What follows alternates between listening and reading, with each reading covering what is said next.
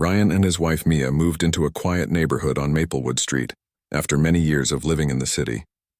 They wanted peace and space far from the noise and traffic. Ryan worked from home as a software consultant while Mia had recently retired from her long service in the police department. She had been a respected police chief, known for her calm nature and strong leadership. After retirement, she wanted nothing more than a calm life surrounded by trees and kind neighbors. At first, Maplewood Street looked perfect. The houses were clean, the lawns were green, and the area was peaceful. The neighbors waved politely when Ryan and Mia drove by. Everything felt right until they met one woman who seemed to control everything. Her name was Karen. Karen was the head of the Homeowners Association, known as HOA. She was in her early 50s with short blonde hair and sharp eyes that noticed every small thing. She carried a clipboard everywhere and always looked serious. People said she was the most active member of the neighborhood. Others said she was the most annoying one. On their first weekend after moving in, Ryan was watering the plants when Karen walked up to him. She had a wide smile that looked more like a rule-book greeting than a friendly one. "Good morning," she said. "I'm Karen. I manage the HOA here. Welcome to Maplewood Street." Ryan smiled politely. "Thank you. We really like this place." Karen nodded and looked around carefully. "Your garden looks nice, but remember that the grass must be kept at 2 inches or less. Also, trash bins must be hidden from street view. We care about keeping this neighborhood perfect." Ryan tried not to laugh. "Got it. I'll keep that in mind." Karen gave a satisfied nod and wrote something on her clipboard. Before leaving, she added, "We have a community meeting every month. Attendance is expected." After she left, Ryan went inside and told Mia what had happened. Mia smiled and shook her head. "She sounds like she takes her job very seriously." Ryan laughed. "She acts like she owns the whole street." Mia replied, "Let's not argue with her. We came here for peace." For a few days, everything stayed calm. Ryan worked from home, Mia enjoyed gardening, and the weather stayed warm. But peace did not last long. One afternoon, while Ryan was fixing the mailbox, Karen came again. This time she pointed at a small part of the fence. "This wood is faded. HOA requires fences to be freshly painted every year. Please fix this soon." Ryan nodded, though he was starting to feel tired of her visits. "Sure, I'll paint it tomorrow." Karen smiled proudly and walked away. Later that evening, Ryan told Mia about it, and she laughed softly. "If she keeps coming like this, she will start checking our fridge next." Ryan grinned. She would if she thought it was part of HOA rules. Days passed and Karen kept finding small reasons to stop by. One morning it was about the mailbox color. Another day she complained that the garden hose was not rolled properly. She even told Mia once that the curtains should match the front wall color. Mia listened quietly every time, never losing her calm smile. Then one weekend, Ryan and Mia had to go to the city for a few hours. They locked the door and left around noon. When they returned in the afternoon, they saw Karen standing on their porch. Ryan stopped the car in surprise. "What is she doing at our door?" Mia frowned. "Let's find out." They walked toward the house. Karen looked startled when she saw them. She quickly hid something behind her back. It looked like a small bunch of keys. Ryan spoke first. "Karen, why are you here?" Karen adjusted her blouse and said, "I noticed your car was gone and your blinds were closed. I wanted to make sure everything was fine. I thought maybe something happened." Ryan raised an eyebrow. "And you were trying to unlock our door?" Karen looked offended. "Of course not. I was only checking if it was properly locked." Mia's calm voice filled the space. "We appreciate your concern, but entering someone's house without permission is not okay." Karen crossed her arms. "I was trying to keep the neighborhood safe. As an HOA representative, I have that right."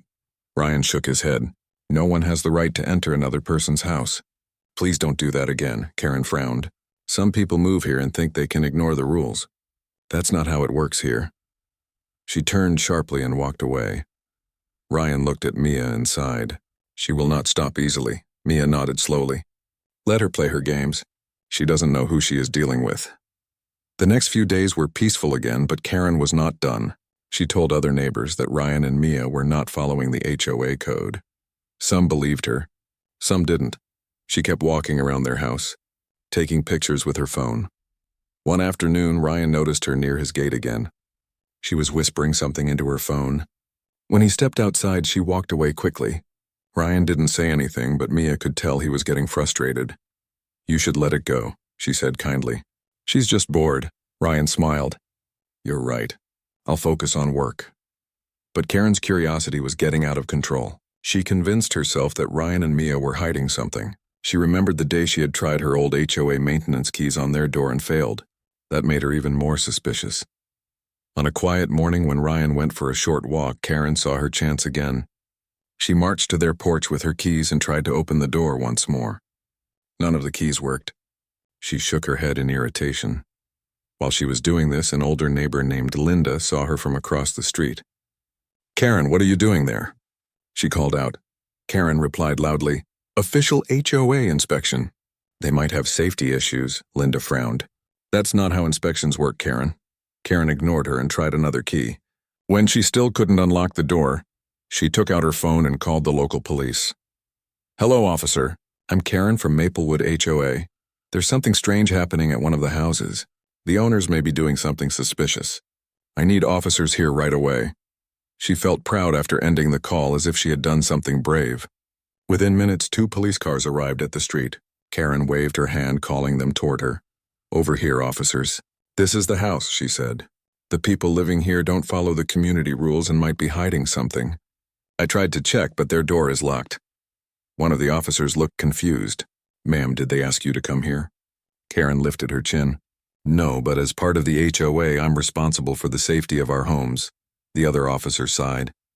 "Ma'am, that's not how it works." Before they could say more, the front door opened. Mia stepped out slowly, calm as ever. She wore a simple white shirt and had her short brown hair tied neatly. Her expression was relaxed but confident. The officers froze for a moment. Then one of them looked at her carefully and said, "Chief, is that really you?" Karen looked confused. "Chief, what chief?" The second officer straightened his posture. "Chief Mia Williams." Mia gave a polite smile. "Hello, officers. I see my neighbor called you again." Karen blinked in shock as the truth started to sink in. The woman she had been bothering all this time was a retired police chief. The air around the porch grew still. The 2 police officers stood in surprise while Karen's confident face turned pale. She looked from Mia to the officers, not understanding what was happening. One of the officers spoke again, his tone respectful. "Chief Mia Williams, we didn't expect to see you here." "It's an honor, ma'am." Mia gave a calm smile. "Thank you, officer. I retired a few months ago. My husband and I live here now. Is there a problem?" The first officer turned toward Karen, who suddenly looked uncomfortable. "This lady called us," he said. "She reported something suspicious at your house." Ryan stepped out and stood beside his wife. He folded his arms and said gently, "Suspicious?" "We were just inside enjoying breakfast." Karen tried to gather her confidence again. "I was doing my duty as the HOA representative. There have been reports about strange activities here." Mia looked at her with patient eyes. "Strange activities like what?" Karen stammered. "Your curtains are always closed. Sometimes your car is gone for hours. I thought maybe something unusual was happening." The officers exchanged glances, clearly trying not to laugh. The first officer said, "Ma'am, closed curtains aren't a crime. People value privacy." Karen crossed her arms tightly. "I just wanted to make sure everything was fine. You never attend our community events or meetings." Ryan smiled slightly. "We moved here for peace and quiet, not to attend endless meetings about grass length." The younger officer cleared his throat and said to Karen, "Ma'am, you can't try to unlock someone's door. That's not allowed under any HOA rule." Karen opened her mouth to reply, but no words came out. Her usual confidence was gone. She looked embarrassed and muttered something about misunderstanding. Mia kept her calm tone. "Officer, thank you for coming. I appreciate your time. Everything here is safe. I hope my neighbor understands that entering someone's property without permission can lead to serious trouble." The officers nodded quickly. "Of course, Chief, we're glad everything is fine." They gave Karen a quick look that said more than words. Karen stood frozen as they left. She didn't know whether to feel angry or ashamed. Her face turned red as she walked away without saying a word. Ryan watched her go and said softly, "I think she'll stay quiet for a while now." Mia smiled calmly. "Maybe, but people like her rarely stop. She will think of another way to feel important." Ryan sighed. "I hope not. I just want to live peacefully." They went back inside, trying to forget the strange morning. The next few days passed without any trouble. Karen avoided their house completely. She didn't walk near their lawn or even look in their direction. Ryan almost felt sorry for her. Mia spent her time working on the garden. She planted roses and daisies, enjoying the sunshine. Sometimes Ryan would help her while they talked about simple things. Life slowly returned to normal. One evening, as the sun began to set, Ryan noticed Karen standing far across the street. She was talking to two other neighbors, pointing toward his house. He couldn't hear what she was saying, but he could guess. Later that night, Mia found a folded note near their mailbox. It had the HOA logo on top. The message said, "Notice, please repaint your fence to match community standards. Failure to comply may result in a fine." Ryan shook his head and laughed. "She's back," Mia read the note quietly. "We already painted the fence last week. This is just her way of showing she's still in charge." Ryan crumpled the paper and said, "Then I'll attend that HOA meeting next weekend. I want to see how she runs this group." Mia nodded. "That might be a good idea. Stay polite but firm." When the weekend arrived, Ryan went to the community center for the HOA meeting. The room was small but filled with people from the neighborhood. Karen stood in front with her clipboard, trying to look confident again. She cleared her throat and began, "Thank you all for coming. As your HOA representative, I want to make sure our neighborhood stays perfect and safe." Ryan sat near the back, listening quietly. Karen talked about parking rules, lawn lengths, and mailbox colors. She seemed proud of every small rule she mentioned. After some time, she said, "Before we end, does anyone have a complaint or question?" Ryan raised his hand. Karen looked surprised. "Yes, Ryan, do you have something to share?" He stood up and spoke in a calm tone. "I want to talk about the way the HOA handles inspections. Last week you tried to unlock my door without permission. Then you called the police on us for no reason." The room grew silent. People looked at Karen in shock. Ryan continued, "You say you care about safety, but entering someone's property is not safety. It's crossing a line. We moved here to live peacefully, not to be treated like suspects." Karen's face turned red again. She forced a smile and said, "That was a misunderstanding. I thought there was an emergency." Ryan replied, "If there was an emergency, you could have called us or waited for help. Instead, you tried to open our door." A few neighbors started whispering. One woman in the front row said, "I saw her that day. She was trying different keys." Another man added, "She has done the same thing to other people before." Karen looked around nervously. "That's not true. I was only doing my job." Ryan said kindly, "We respect the HOA and its purpose, but respect goes both ways. Please don't invade anyone's privacy again." The HOA chairman, an older man who had been quiet the whole time, finally spoke. "Karen, this is serious. We have had several complaints about your behavior. I think it's time to review your position in the HOA." Karen tried to protest, but no one supported her. The chairman said firmly, "Until further notice, you are relieved of your inspection duties." The room murmured with approval. Ryan thanked everyone and sat down. Karen looked angry and embarrassed as she gathered her papers. After the meeting ended, a few neighbors came to Ryan and introduced themselves. "You did the right thing," one said. "We've all been tired of her acting like a police officer." Ryan smiled politely. "We just wanted peace, nothing more." When he returned home, Mia was waiting on the porch. "So how did it go?" she asked. Ryan smiled. "Let's just say Karen won't be knocking on our door again anytime soon." Mia nodded with a small smile. "That's good. Maybe now this street will finally feel like home." They enjoyed a quiet dinner together. For the first time in weeks, there was no tension in the air. The street outside was silent except for the sound of crickets. But far across the neighborhood, Karen sat in her living room, staring at her phone. She felt humiliated, but more than that, she felt curious. Who exactly was Mia Williams, and why did the police call her chief? She opened her laptop and began searching online. Her fingers moved fast across the keyboard. Within minutes, she found old news articles about Chief Mia Williams, a respected police officer known for solving difficult cases and leading a large department with honesty. Karen's eyes widened. She leaned back in her chair, whispering to herself, "So that's who she is." For the first time, she realized how foolish her actions had been. She had called the police on a retired chief and made herself look like a fool. She closed her laptop and looked out the window toward Ryan and Mia's house. Their porch light glowed softly in the distance. Karen sighed and whispered, Maybe it's time to change. But deep down, a small part of her mind still couldn't let go. She wasn't done yet. After the meeting, peace returned to Maplewood Street. Neighbors were happier, the air felt lighter, and Ryan finally enjoyed quiet mornings without worrying about surprise visits. Mia smiled more often, spending time in her garden and talking kindly to people who passed by. Karen, however, stayed silent for many days. Her house, once busy with activity, looked strangely quiet. The curtains stayed closed, and no one saw her walking with her clipboard anymore. People whispered that she was embarrassed after losing her HOA duties. Ryan did not hate her. He even felt a little sorry.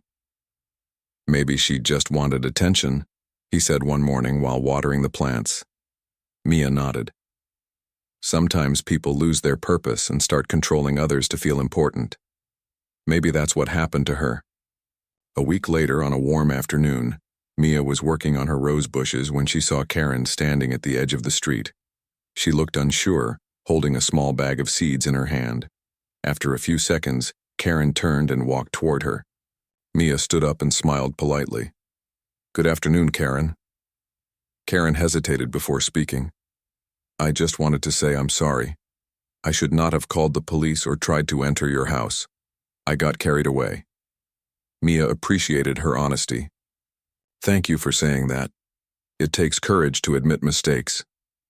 Karen lowered her eyes. "Everyone in the neighborhood avoids me now. I only wanted to keep things organized. I didn't mean to hurt anyone." Mia replied softly. "You wanted to help, but the way you went about it was wrong. Maybe you can help in a better way next time." Karen nodded slowly. "I'll try." Ryan walked out just then with a watering can. Karen turned to him and said, "I'm sorry for all the trouble, Ryan." He smiled kindly. "Apology accepted. Let's start fresh." Karen smiled for the first time in weeks. It was small but real. She waved goodbye and walked away. Mia looked at Ryan and said, "Maybe she's learning something." Ryan replied, "I hope so. Everyone deserves a second chance." For a while, it seemed Karen really was changing. She stopped complaining about fences and lawns. Instead, she started greeting people with small kindness. She helped an older neighbor carry groceries and volunteered to organize a park cleanup. Many residents were surprised but pleased. The same woman who once took photos of lawns was now helping children plant flowers in the park. Mia noticed the change too. "She's trying hard," she said one evening as she watched Karen helping a neighbor trim bushes. Ryan nodded. "It's good to see her this way. Maybe peace has finally arrived." But peace never stayed long in Maplewood. A few days later, strange letters began appearing in people's mailboxes. The envelopes had no name or signature. Each letter contained small complaints written on plain paper. Some said, "Your dog barks too loud." Others said, "Your trash bin was out too long." At first, everyone thought it was random, but soon the letters appeared almost every day. Even Ryan and Mia received one that read, "Your porch light is too bright at night." Ryan frowned when he read it. "This sounds familiar." Mia looked thoughtful. "Do you think Karen is behind this again?" Ryan shook his head. She seemed different. Maybe someone else took her old habit. That night, Mia placed a small security camera near the mailbox. She wanted to see who was leaving the letters. 2 nights later, around midnight, the camera caught movement. The next morning, Mia and Ryan watched the footage together. At first, the screen showed an empty street. Then a shadow appeared. A person, wearing a hooded jacket, walked quietly toward their mailbox, placed an envelope inside, and left quickly. Ryan paused the video and zoomed in. The person turned slightly toward the light, revealing the face. It was Karen. Ryan leaned back in disbelief. "She's doing it again?" Mia looked calm but disappointed. "Sometimes change takes time." Maybe she felt ignored again. Ryan sighed. She was doing so well. Why start this again? Mia replied gently. "Maybe she's lonely, but we cannot ignore this. It's wrong." Later that day, Ryan walked across the street to Karen's house. She opened the door slowly, looking surprised to see him. "Ryan," she said. "What brings you here?" He held the letter in his hand. "We found this in our mailbox. We also saw you leaving it there on camera." Karen's eyes widened. She looked down, ashamed. "I didn't mean any harm. I was just trying to remind people to follow simple rules. No one listens anymore." Ryan said softly, "Karen, you lost your position because of that kind of behavior. You were doing better. Why go back?" Karen's voice trembled. "I don't know. I feel useless. I used to be important here. Everyone listened to me. Now no one even talks to me." Ryan's tone stayed calm. "You don't need power to be respected. You need kindness." Karen's eyes filled with tears, but she quickly wiped them away. "You sound like your wife." Ryan smiled faintly. "She has that effect on people." Karen looked at him with sadness. "I never meant to hurt anyone. I just wanted to belong."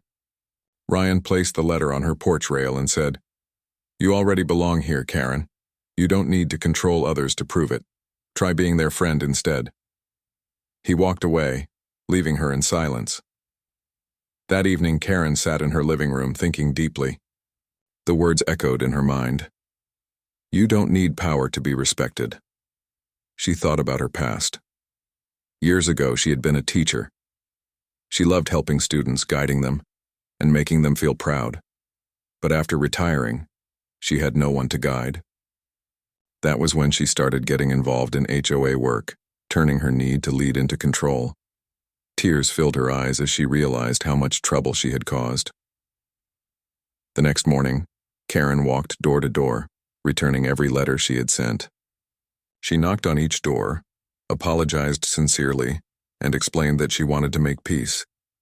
Some neighbors forgave her immediately, others took time, but everyone appreciated her honesty. When she came to Ryan's house last, Mia opened the door. Karen handed her the letter and said, "I'm sorry again. This time I really mean it. I was wrong." Mia looked into her eyes and saw truth there. "Apology accepted. You're welcome here anytime." Karen smiled, relief washing over her face. "Thank you. You've been kinder to me than I deserve." Mia replied gently, "Kindness is not about who deserves it. It's about what heals people." Ryan came to the door and smiled. "You can help us with the garden this weekend if you want. We're planting new flowers." Karen's face brightened. "I'd love that." From that day, things truly changed. Karen became a friend rather than an inspector. She visited Ryan and Mia often, helping them in small ways. She started teaching children in the neighborhood how to plant seeds and care for gardens. The same woman who once carried a clipboard now carried watering cans and flower pots. She laughed more and people began to trust her again. One sunny afternoon, Mia stood by the fence and said to Ryan, "Look at her now. This is the real Karen." She just needed to be reminded that people care. Ryan smiled as he watched Karen helping a little boy plant a small tree. "I think Maplewood finally found its peace." Mia nodded. Sometimes peace comes after storms. But as they both turned to go inside, a car stopped near the street. A man in a suit stepped out holding a folder with the city's inspection seal. He walked toward Karen and greeted her. Mia and Ryan exchanged a look. They didn't know that another unexpected turn was about to arrive for their quiet neighborhood. The next morning, the neighborhood felt strangely calm. Birds chirped softly on the fences and the air was cooler than usual. Mark sat on the porch sipping his coffee while watching a few cars pass by. The events from the previous day still played in his mind. The sight of the police freezing when they saw his wife, Anna, had left him both confused and curious. Anna came outside with a small smile. "You didn't sleep much, did you?" she asked kindly. Mark shook his head. "Not really. I still don't understand what happened. Why did the police stop like that? They looked like they had seen someone they knew." Anna took a deep breath and sat beside him. "There's something I need to tell you," she said softly. "It's about my past." Mark turned to her, listening carefully. Anna had always been a calm, quiet woman who loved gardening and helping others in the community. He had never imagined that she had any kind of secret. "I wasn't always just Anna from this neighborhood," she began. "Before we met, I worked for the government. I was part of a special department that trained emergency response teams. The police chief was one of the officers I trained years ago." Mark blinked. "Wait, you trained the chief?" Anna nodded. Yes, I taught him and many others. It was part of a program focused on leadership, safety, and crisis response. It wasn't public knowledge, so most people never knew about it. That's why he recognized me immediately yesterday. He hadn't seen me in years. Mark leaned back, processing her words. That explains their reaction. They looked shocked, almost like they were standing before their teacher again. Anna smiled softly. Exactly. I think they were surprised to see me living here just quietly. They probably never expected that their former instructor was now a homeowner in this neighborhood. Just then, they heard footsteps approaching. It was Karen, the HOA leader. She looked nervous, holding a few papers in her hand. Her usual proud expression was replaced by uneasiness. "Good morning," she said quietly. "May I talk to you both?" Mark nodded, though his tone was firm. "Sure, Karen, what is it now?" Karen sighed, shifting the papers from one hand to another. "I came to apologize. I made a mistake yesterday. I shouldn't have called the police or tried to unlock your door. It was wrong, and I went too far." Anna looked at her calmly. "Yes, you did go too far. But what made you think you had the right to do that?" Karen lowered her eyes. "I thought I was doing the right thing for the community. I was told by another neighbor that your house had strange noises at night. I thought maybe something bad was happening. I acted without thinking." Mark raised an eyebrow. "You could have just asked us." "I know," Karen admitted. "I've been under pressure from the HOA board. They want everything to look perfect here. I guess I started taking things too seriously. Yesterday's events made me realize I was wrong." Anna stood up and looked at her with gentle but firm eyes. Karen, being part of a community means helping and understanding people, not controlling them. "We all make mistakes, but we also have to learn from them." Karen nodded slowly. "You're right. I learned my lesson. The police chief even called me last night. He told me that you used to be his instructor. I was shocked. I didn't know who you really were." Anna smiled faintly. "That's because you never took the time to know your neighbors. You judged too quickly." Karen looked truly sorry. "I did. I'll make things right. I'll speak with the HOA board and make sure they know you didn't do anything wrong. I'll also step down from being the head of the HOA for a while. I think someone else should take the role." Mark was surprised by her words. He hadn't expected such a change in her. "That's a big decision, Karen. Are you sure?" She nodded. "Yes, sometimes you have to step back to understand what you've done wrong. I think I need that." Before leaving, she turned to Anna once more. "Thank you for not pressing charges or making things worse. I appreciate your kindness."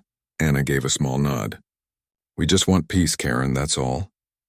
After she left, Mark turned to Anna with admiration. "You handled that perfectly.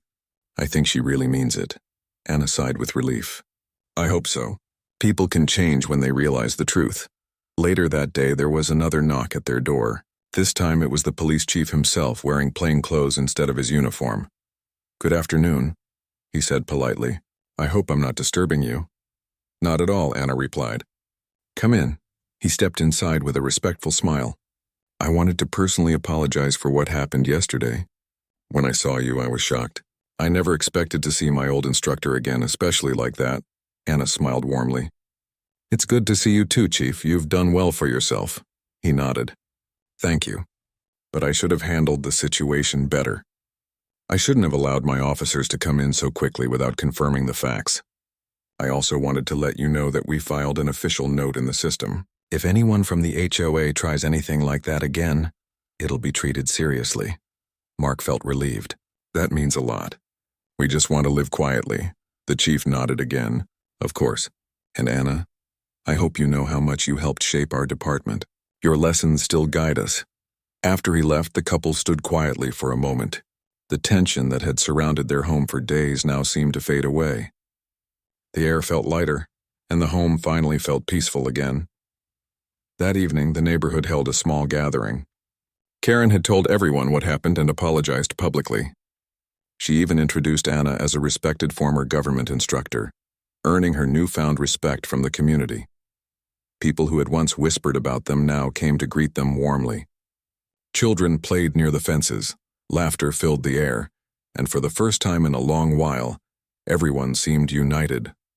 Mark watched Anna as she spoke kindly to an elderly neighbor. He smiled to himself, realizing how strong and graceful his wife truly was. He whispered quietly, "She really changed everything." Anna turned to him and smiled. Sometimes all it takes is one moment of truth to change people's hearts. The moonlight fell softly over their home that night, shining through the windows and touching every corner. What had started as a misunderstanding had turned into a lesson for the whole neighborhood. For the first time, everyone finally understood what it truly meant to live as a community, with kindness, respect, and understanding.